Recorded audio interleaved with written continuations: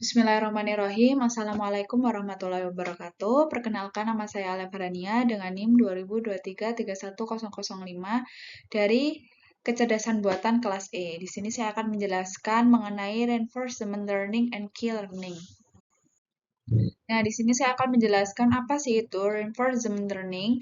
Dia adalah metode pembelajaran mesin di mana agen belajar mengambil tindakan dalam suatu lingkungan untuk memaksimalkan reward jangka panjang. Nah, agen ini belajar dari pengalaman dengan mencoba-coba dan mendapatkan umpan balik.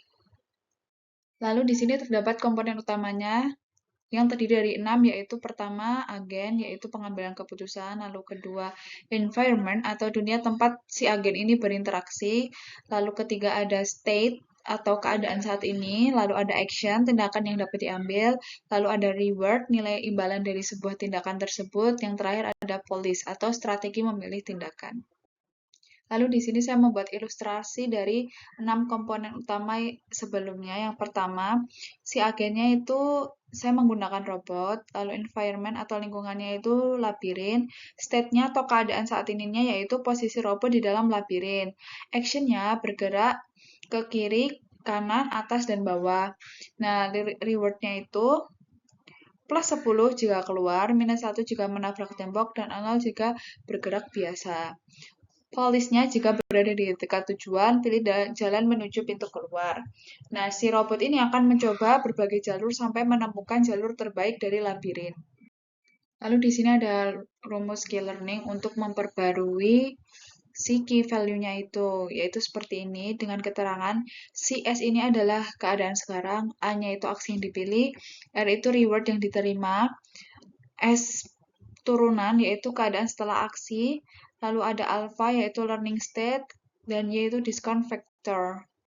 Nah, ini merupakan konsep kerja dari key learning. Yang pertama yaitu menginisialisasi semua tabel key, yaitu tabel key S dan A dengan nilai 0. Lalu memulai dari state awal, kemudian pilih aksi. Nah, di sini ada dua aksi. Yang pertama itu exploration, yaitu memilih aksi acak untuk mencoba hal baru. Yang kedua itu exploitation, memilih aksi dengan nilai 0 tertinggi. Lalu keempat, melakukan aksi agar mendapatkan reward dan state baru. 5, update nilai key menggunakan rumus. Yang terakhir, diulangi hingga convergent atau mendapatkan nilai stabil. Di sini saya ada contoh soal dan penyelesaiannya. Nah, dalam studi kasus ini, agen berada di lingkungan yang sangat sederhana namun efektif untuk memahami konsep dasar key learning. Lingkungan tersebut terdiri dari 3 state, yaitu A, B, dan C. Nah, state A yaitu titik di mana dimulainya si agen ini. Jadi, agen selalu mulai dari sini pada setiap episode. Lalu, di state B ini yaitu atau dikenal dengan titik antara. Agen bisa pindah ke sini dari state A yang sebelumnya itu.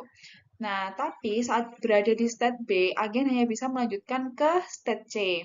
Nah, di state C, jika agen mencapai state C, ia mendapatkan reward plus 10 dan episode berakhir. Nah, di sini ada penjelasan untuk reward-nya, di mana dari state A ke state B akan mendapatkan reward 0, lalu untuk state B ke state C mendapatkan reward plus 10. Untuk parameternya, si alpha learning rate-nya itu menggunakan 0,5 dan discount factor-nya 0,8, yang dimana key tabel awalnya itu diinisialisasi menjadi 0 semua. Nah, di sini untuk langkah episode 1. Yang pertama itu A ke B dulu ya. Di sini R-nya itu sama dengan 0, lalu S turunannya itu sama dengan B.